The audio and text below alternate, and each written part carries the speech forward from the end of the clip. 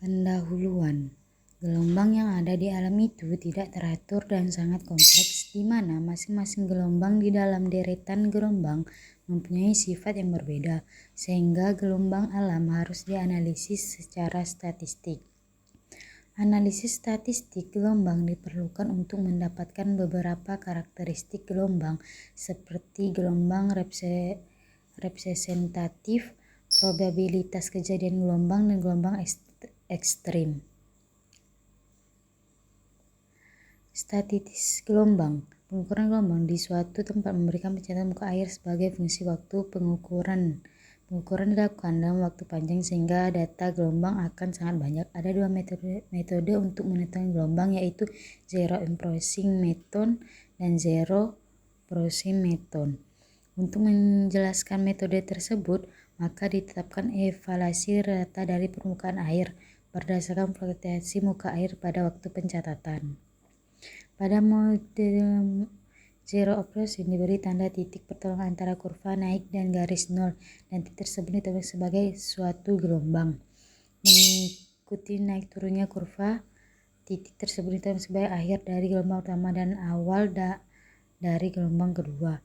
Jarak antara kedua titik tersebut adalah periode gelombang pertama. Metode zero memiliki periode yang sama, tapi titik yang dicatat adalah permukaan antara kurva turun dari garis nol.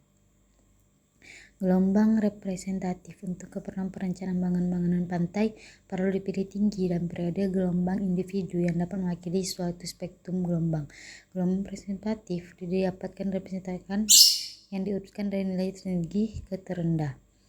Maka dapat ditentukan tinggi Hn yang merupakan merata dari n% gelombang tertinggi.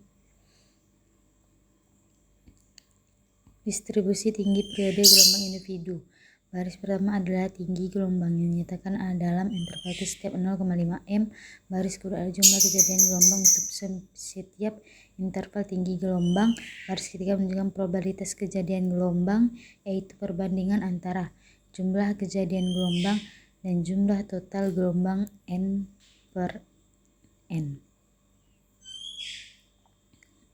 Kejadian gelombang tersebut dapat dinyatakan dalam bentuk histogram dan distribusi probabilitas. Absis adalah tinggi gelombang yang dinyatakan dalam interval setiap 0,5 m meter, sedangkan ordinat adalah probabilitas kejadian gelombang dalam interval tinggi gelombang.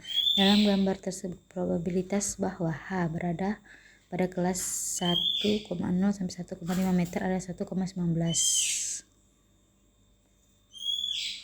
Fungsi densitas probabilitas. Rumus PH 2H per HRS, di mana HRS di mana PH fungsi densitas, N jumlah total data, HRS tinggi gelombang Rho-Benedict square. Perkiraan gelombang dengan periode ulang. Perkiraan gelombang dengan periode ulang dilakukan dengan menggunakan dua distribusi Gumbel dan distribusi Weibull.